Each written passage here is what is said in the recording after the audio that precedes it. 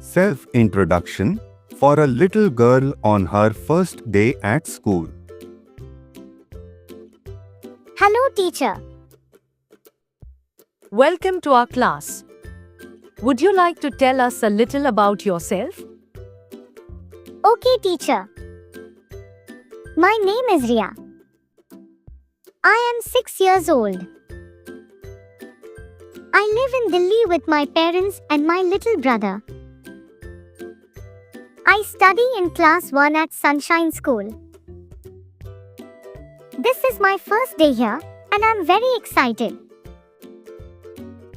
My favorite color is pink because it's so bright and happy. I love drawing pictures of flowers, animals, and my family.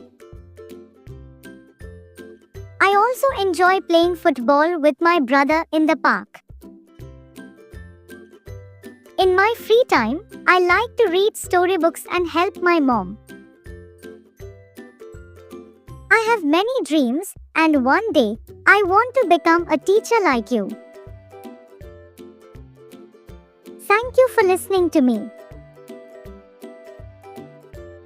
Very good, Ria. That was a lovely introduction.